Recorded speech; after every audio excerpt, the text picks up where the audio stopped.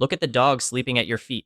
It feels normal, doesn't it? Like they've always been there. But rewind history, and this bond disappears. For 300,000 years, humans were prey, and dogs, or their ancestors, were the hunters. A world of sharp teeth, cold nights, and constant fear. So, how did two species, one of which could eat the other, become one? The answer isn't love, it's survival. In the Stone Age, darkness was your worst enemy. You couldn't see, you couldn't hear, you couldn't fight. But wolves, they were kings of the night. The pack started with a scrap of bone, a simple offering on the edge of the light. It was a calculation, risk versus reward. Some wolves were too afraid, they ran, but some were curious.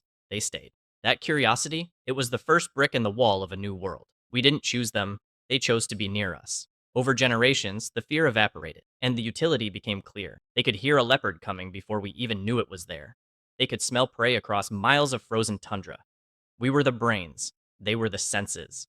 The partnership changed everything.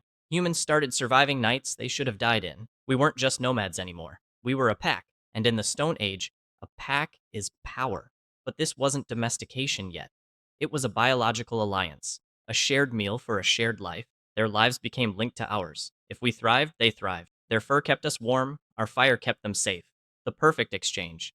Then, the brain started to change. We started recognizing their emotions, and they, ours. We weren't just partners, we were friends. This level of connection is rare. Most animals fear us. Dogs understand us. They read our body language like a map. Thousands of years later, that's why they stare at you. They are looking for the signal. The Stone Age left that instinct deep in their DNA.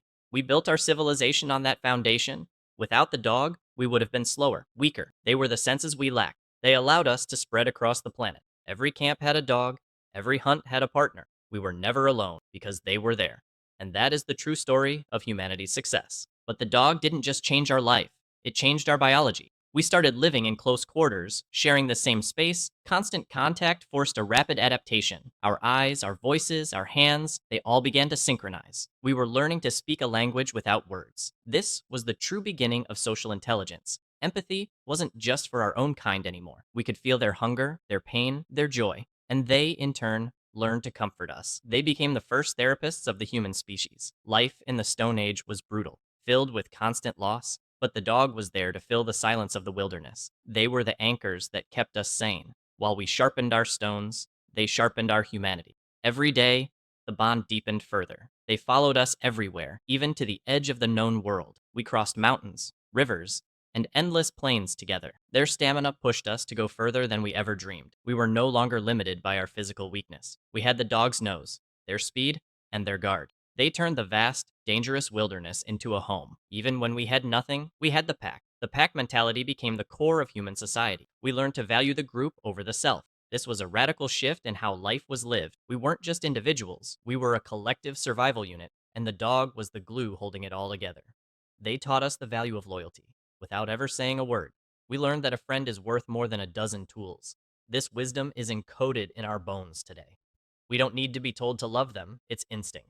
That instinct is 30,000 years old. Every time you call a dog, you are honoring an ancient pack. You are continuing the mission our ancestors started. Protecting the pack, watching the horizon, staying together. That is the core of the human dog legacy. We survived because they were with us, and we have never been truly alone since. The wilderness is still scary, but the pack is strong.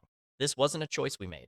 It was a path we fell into, and it turned out to be the best path possible. They transformed our struggle into a partnership. They made the hard days easier and the easy days brighter. It is a mirror reflecting our best potential. They don't want anything from us but our presence. And in a world that always wants more, that is enough. We owe our survival to their curiosity, and we owe our humanity to their loyalty. It's a bond that has stood the test of deep time. But what happened when things began to change even more? If you loved the video, comment for part 2.